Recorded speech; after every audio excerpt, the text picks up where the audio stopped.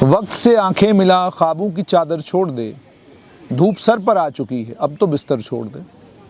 जम्मू कश्मीर के नौजवानों को बड़ी तवक्का थी, बड़ी उम्मीद थी, नई हुकूमत आएगी, उसकी तरजीहात में यानी उसकी सबसे पहली प्राथमिकता जो है जम्मू कश्मीर का नौजवान होगा।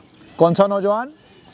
जिस नौजवान ने सोशल मीडिया पर दबाकर लीडरों की तकरीरों को वायरल किया, जिस नौजवान ने सोशल मीडिया पर मुर्शिद वाली बहुत सारी वीडियोस चला दी, यूं पीछे मुर्शिद का बैकग्राउंड म्यूजिक और उसके फौरन बाद एक लीडर तशरीफ लाया करते थे। इस नौजवान ने स्टेज सजाया, इस नौजवान ने झंडा लगाया, इस नौजवान ने नारेबाजी की, इस नौजवान ने नारेबाजी करने के साथ साथ में सोशल मीडिया के ऊपर भी गालम गलोच की और आज भी सोशल मीडिया के ऊपर बिजी है, व्यस्त है गाली गलोच करने में और एक पार्टी को लीडरों को डिफेंड करने में। जाहिर सी बात है ये सिर्फ ये नौजवान नहीं है, बल्कि इस सियासी जमात के अंदर काम करने वाले वो नौजवान भी हैं जिन नौजवानों को मजदूरी मिली है और जिन्हें कहा गया है कि आपका काम ही पूरा दिन यही है कि जहां कहीं कोई देखते हो कि कोई सच बोलने वाला है या कोई वो बात कर रहा है जो हमारी पार्टी के मिजाज के खिलाफ है तो गाली दो। और ये हर पार्टी में होता है। आप सेंट्रल जो इस वक्त राष्ट्रीय लेवल की पार्टियां हैं, नेशनल पार्टीज़ हैं, उनके पास भी एक बड़ी जमात है गाली गलौज करने वालों की, और स्टेट लेवल पर जो पॉलिटिकल पार्टीज़ हैं इनके पास भी एक जमात है। और इन दोनों जमातों में काम करने वाले नौजवान सभी के सभी क्वालिफाइड हैं, काबिल हैं, लायक हैं, लेकिन इन सब के पास मुलाजमत नहीं है। तो मुलाजमत के नाम पर अब इनको क्या दिया गया है? मुलाजमत के नाम पर इनको यही कहा गया है कि आप सोशल मीडिया एक्सपर्ट्स हैं और आपको सोशल मीडिया पर रहकर पार्टी की पॉलिसीज़ को, पार्टी के प्रोग्राम्स को लोगों तक पहुंचाना है और साथ में जो पार्टी को क्रिटिसाइज़ करता है या लीडरशिप को क्रिटिसाइज़ करता है या आपके किए हुए वादों को याद दिलाता है उसको गाली देनी है। मुर्शिद के बारे में कुछ कहता है तो गाली देनी है, मुर्शिद से सवाल पूछता है तो भी गाली देनी है। मैं हैरान होता हूँ, मुझे साल 2010 याद आता है। साल 2010 में जम्मू के करनियाला चक में एक वाक़या हुआ, जिस वाक़या में गुज्जर बकरवाल कबीला के लोगों ने जो कुल्ले बनाए थे उन कुल्लों के ऊपर पुलिस ने शेलिंग की और शेलिंग की वजह से वो तमाम कुल्ले जल गए। अब वो शेलिंग क्यों हुई? क्योंकि वो सरकारी ज़मीन के ऊपर कब्ज़ा था और कब्ज़े को हटाया जा रहा था। मुझे अच्छे से याद है कि उस वक़्त उस हुकूमत में फॉरेस्ट मिनिस्टर कौन थे और मैं उस वक़्त एक अखबार के साथ जुड़ा हुआ था। यकीन मानिएगा, मैंने 3 दिन तक लगातार खबर चलाई और चौथे दिन उसके बाद सुनने को ये मिला कि हुकूमत ने एक इंक्वायरी कमेटी तश्कील दी है और उस इंक्वायरी कमेटी को ये जिम्मेदारी दी है कि आप ये मालूम करें कि क्या करनियाला चक मामले में पुलिस ने बेजा ताकत का इस्तेमाल किया। इसके अलावा कई और वाक़ात हैं जो मेरे जहन में हैं जिनको मैं आप तक पहुंचा सकता हूं, लेकिन आज ये खुसूसी बात आपसे क्यों और ये शेर से शुरुआत क्यों कि मैंने क्यों कहा कि जाग जाइए, उजाला हो चुका है, सवेरा हो चुका है। आपने कहा कंबाइंड कॉम्पिटिटिव एग्जामिनेशन में एज रिलैक्सेशन तो आपके मन के मुताबिक नहीं हुई। आपने पीएसआई में मांगी एज रिलैक्सेशन, अभी तक हुई ही नहीं है। और अब leader of the opposition Sunil Sharma आपकी गुहार लेफ्टिनेंट गवर्नर के सामने लगा रहे हैं और वो आपसे वादाबंद हैं कि आपको एज रिलैक्सेशन मिलेगा। उसके अलावा आप नौजवानों के कई और मुतालबात हैं। संस्कृत को लेकर मुतालबा है, कश्मीरी को लेकर मुतालबा है, हिंदी को लेकर मुतालबा है, अलग अलग ज़ुबानों को लेकर के इन तमाम ज़ुबानों में पढ़ाने वालों के लिए नौकरियां निकलनी चाहिए। आपके मुतालबात में ये भी था कि वेटिंग को कंसिडर किया जाए रेजिग्नेशन वैकेंसीज़ के अगेंस्ट। आपके मुतालबात में कई और मुद्दे थे आपके, मगर अफसोस वो मुतालबे, वो मुद्दे सब के सब सियासत की नज़र हो गए हैं।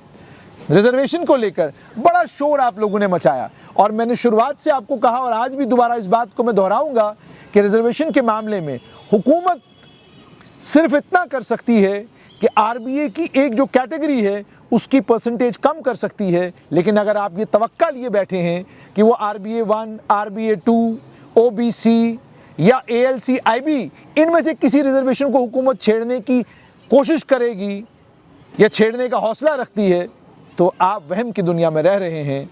ये वो तमाम रिजर्वेशंस हैं जिन रिजर्वेशंस के पीछे बड़ी ताकतवर और मजबूत आवाज़ें हैं। वो ताकतवर और मजबूत आवाज़ें इन रिजर्वेशनों के साथ छेड़छाड़ होने नहीं देंगी। तो मतलब क्या है? इसका मतलब साफ तौर पर यह है कि आपका जो भी मुद्दा है, आपकी जो भी परेशानी है, उसका हल इतनी जल्दी निकलने वाला नहीं। इसीलिए बेहतर ये होता कि आपने अपनी तमाम सकत, तमाम एनर्जी, तमाम अपना वक्त जो आपने सियासी जमातों के पीछे लगाया, वो पढ़ाई के पीछे लगाते, कॉम्पिटिटिव एग्जामों की तैयारी के लिए लगाते। और इतना ही नहीं, SSRB में और बाकी जगहों पर जो वैकेंसीज़ निकली हैं, उन वैकेंसीज़ को फिलअप करने के लिए आप मेहनत करते, तगदव करते, शायद आप कामयाब होते। लेकिन आप आज भी अपना कीमती वक्त सोशल मीडिया, सियासी जमातों के सियासी लीडरों के पीछे फिर के, और तीसरा जो सोशल मीडिया के ऊपर वीडियो ब्लॉगर्स हैं, आप उनके पीछे अपना बहुत सारा कीमती वक्त ज़ाया कर रहे हैं। आप बड़े काबिल, लायक और इंटेलिजेंट और बेहतरीन लिखने वाले, बेहतरीन सुनने वाले और बेहतरीन बोलने वाले लोग हैं। बेहतर ये नहीं है कि आप अपना रास्ता खुद तलाश करना शुरू करें, सरकार की तरफ देखना बंद करें। आपका काम हो चुका, आपने वोट दे दिया, इसके बाद अब आपका कोई काम नहीं है। अब अगर आप सोचेंगे कि आज से ठीक 6 महीने के बाद वही ऑडियंस हुकूमत आपको देगी, जो ऑडियंस आपको शुरुआत में मिली, वो नहीं मिलेगी, क्योंकि अब हुकूमत काम काज में मसरूफ़ हो जाएगी और आपके लिए हुकूमत के पास वक्त नहीं होगा।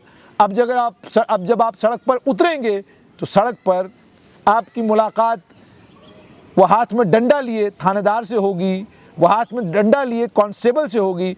अब आपकी मुलाकात आहिस्ता आहिस्ता नेताओं से होनी कम हो जाएगी, और अब ये नेता आपके पास दर्शन देने फिर आएंगे ठीक 4.5 साल के बाद, जब या तो लोकसभा के इंतखाबात होंगे या असेंबली के इंतखाबात होंगे।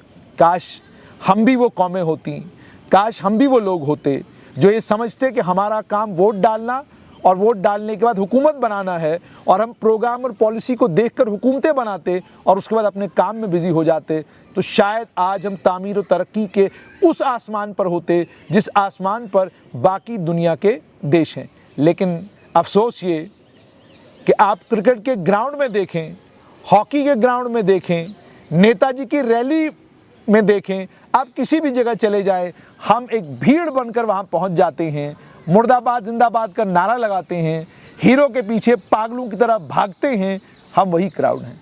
इसलिए जब तक हम ये भीड़ बने रहेंगे, तब तक नेता हमको वो ख्वाब और वो बड़ी बड़ी बातें हम तक पहुंचाते रहेंगे।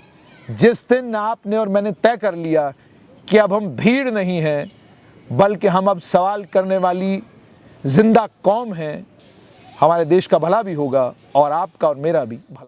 कितने भी ख़राब हों, मैं अक्सर एक शेर पढ़ता हूँ, मैं मुतमईन हूँ अगरचे ख़राब है माहौल, मैं मुतमईन हूँ अगरचे ख़राब है माहौल, ख़िज़ा के बाद का मौसम बहार होता है।